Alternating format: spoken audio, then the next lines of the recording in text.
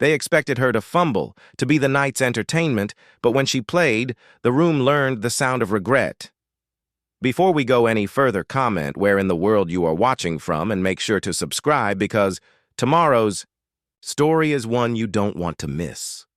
The chandeliers glittered overhead, casting prismatic light across the polished marble floors of the Whitmore estate. Eleanor Jenkins stood in the corner of the grand ballroom, clutching her small purse with both hands. She felt painfully out of place among the sea of designer gowns and tailored suits. As a caretaker for Mrs. Whitmore's elderly mother, Eleanor had only been invited to this high society fundraiser as a courtesy, or perhaps she suspected as an afterthought. Eleanor smoothed down the front of her simple blue dress, purchased on sale from a department store 3 years ago. It was the nicest thing she owned, but here, surrounded by wealth and privilege, it might as well have been a dish rag. She took another sip of her champagne, hoping to blend into the wallpaper for the remainder of the evening. Who invited the "Help!" A sharp whisper reached her ears from a nearby cluster of women. Their laughter pierced Eleanor like needles, but she kept her gaze fixed on her shoes. "Probably feels sorry for her," another voice replied, "though I'm not sure why she bothered coming." Eleanor's cheeks burned. She considered making an early exit when Mrs. Whitmore's son, Bradley, strode to the center of the room and tapped a spoon against his crystal glass. "Ladies and gentlemen, as we raise funds tonight for the city's arts program, I'd like to welcome you all to our humble home," Bradley announced, his voice carrying an affected aristocratic lilt that hadn't been present in his childhood.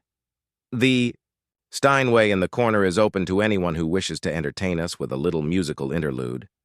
Eleanor watched as several guests took turns at the magnificent grand piano. A gray-haired man in a tuxedo played a technically perfect but soulless rendition of a Chopin prelude.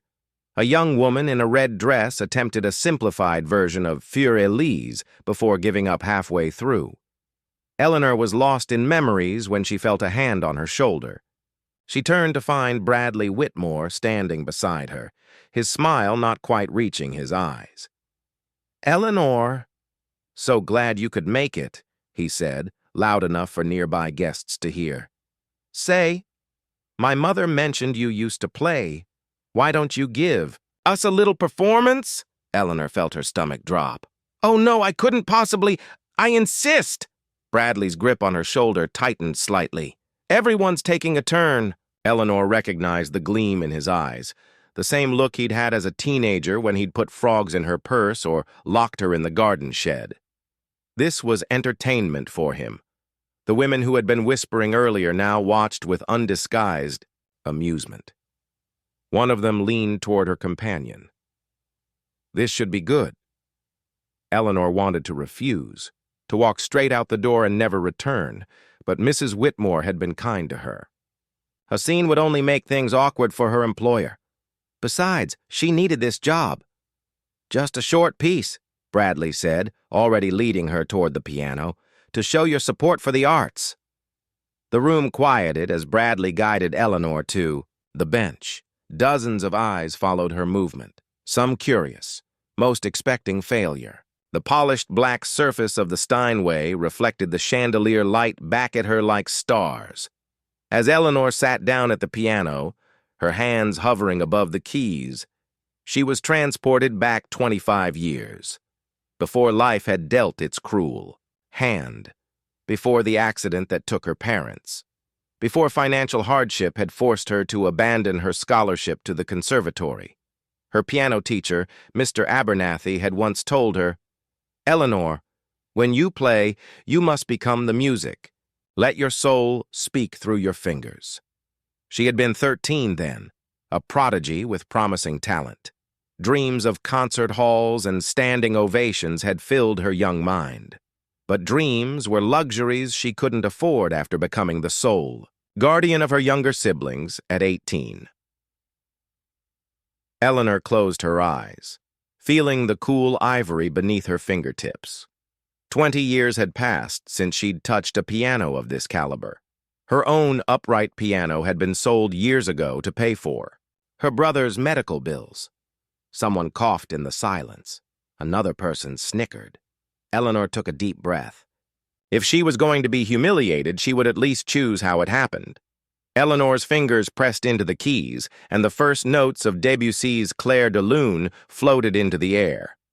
The piece started softly, tentatively, like moonlight, emerging from behind clouds.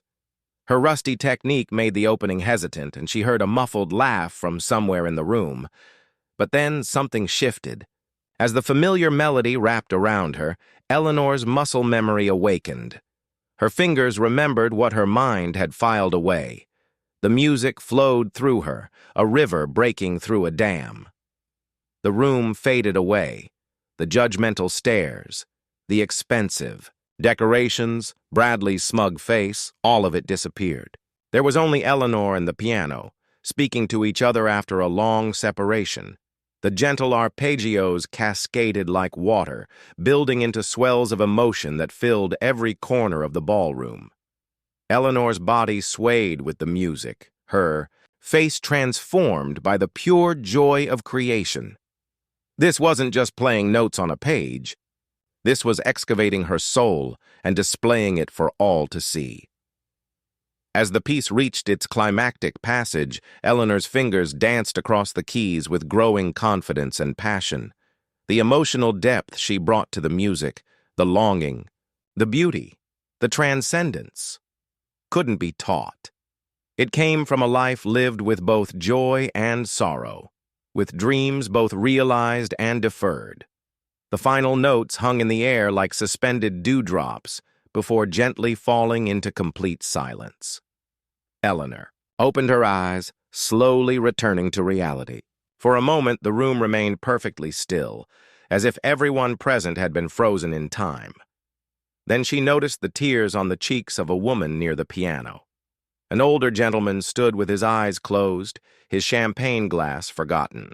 In his hand, Bradley Whitmore's smug smile had vanished, replaced by an expression of disbelief. The women who had been whispering earlier stared at Eleanor with wide eyes and slightly parted lips. Then, like a thunderclap, applause erupted throughout the room. It wasn't the polite, obligatory clapping that had followed the previous performers, but genuine, enthusiastic appreciation. People rose to their feet, their faces transformed by the unexpected beauty they had just witnessed. Mrs. Whitmore made her way through the crowd to Eleanor's side, her eyes glistening with emotion. "Eleanor, why didn't you ever tell me? That was exquisite." Eleanor smiled softly. "It was a long time ago, Mrs. Whitmore." "Nonsense," the older woman insisted, taking Eleanor's hand. "Talent like yours doesn't disappear. It just waits for the right moment to resurface." A distinguished-looking man approached them, introducing himself as the director of the city's music foundation. "Ms. Jenkins, was it? We're always looking for instructors for our community program, children who couldn't otherwise afford lessons. Would you be interested?" Eleanor felt a warmth spreading through her chest, not the burning humiliation from earlier, but something healing and hopeful. "Yes," she said, surprising herself with the steadiness of her voice. "Yes, I would love that." Eleanor's unexpected virtuosity at the piano did more than stun the room. It shattered the assumptions of those who had dismissed her. The wealthy guests, who had initially seen her as little more than hired help, now regarded her with something akin to reverence. Mrs. Whitmore, her employer, was moved to tears, realizing that Eleanor had hidden depths she had never shared. Bradley Whitmore, who had orchestrated the moment as a cruel joke, could no longer look at her with the same condescension. The director of the city's music foundation saw not just a talented pianist, but a potential teacher who could inspire underprivileged children. This shift in perception is crucial because it marks the first time in years, perhaps decades, that Eleanor is seen not as a background figure in someone else's life, but as a person with her own gifts, history, and worth. For so long, she had buried her musical talent beneath the weight of responsibility, caring for siblings, working menial jobs, surviving rather than thriving. Now the world was acknowledging what she had once known about herself but had long forgotten. The gift of the piano, a symbol of restoration. One of the most poignant moments in this section is when Mrs. Whitmore arranges for an upright piano to be moved into Eleanor's modest apartment. This gesture is more than just a kind bonus. It is a restoration. The piano represents the return of something Eleanor had lost, not just music, but a part of her identity. For years, she had associated the piano with loss, the scholarship she couldn't pursue, the dreams she had to abandon, the instrument she sold to pay her brother's medical bills. Now it becomes a symbol of renewal. The fact that it is an upright piano, a humble but meaningful instrument, rather than a grand concert piece, is significant. It suggests that Eleanor's relationship with music is no longer about performance for others, but about reconnecting with herself. When the director of the Music Foundation offers Eleanor a teaching position, she accepts, not just as a job, but as a calling. Teaching becomes her way of passing on what she once thought was lost forever. The children she instructs are from underserved communities, much like she was. In them, she sees echoes of her younger self, full of potential, but lacking opportunity. This role allows Eleanor to reclaim her past, not with bitterness, but with purpose. She is no longer the prodigy who never got her chance. She is the mentor, ensuring others get theirs. There is a beautiful symmetry in this. The woman who once had to sell her piano to survive is now the one introducing children to the joy of music. Bradley Whitmore, the story's antagonist in many ways, does not offer Eleanor a grand apology. He does not kneel in remorse or publicly admit his cruelty. Instead, his transformation is quieter. He avoids her at first, then lingers in doorways, watching her play for his grandmother. His expression is unreadable, but the mockery is gone. This is a realistic touch. Not every villain has a dramatic redemption, but some are forced into a grudging respect. Bradley's silence speaks volumes. He no longer sees Eleanor as beneath him. Perhaps he even feels shame. His presence in the background serves as a reminder that while Eleanor's life has changed, the world around her has shifted too. The story's closing image is Eleanor alone in the community center after a lesson, playing Claire de Lune once more. This time, however, she is not performing for an audience. She is playing for herself. The music is no longer a weapon used against her, nor is it merely a memory of what could have been. It is alive within her, a force that cannot be extinguished. The line, "Some music, once played, can never truly be silenced," is the thematic heart of the story. Eleanor's talent was never gone. It was only dormant, waiting for the right moment to re-emerge. Her journey is not about reclaiming lost fame, but about rediscovering the joy of creation. Eleanor's transformation is not marked by grand gestures or public acclaim. She does not become a famous concert pianist or leave her job as a caretaker. Instead, her victory is internal. She has reclaimed a part of herself that she thought was gone forever. The story's brilliance lies in its restraint. Eleanor does not need the validation of high society to prove her worth. She finds fulfillment in teaching, in playing for herself, in knowing that her music still moves people.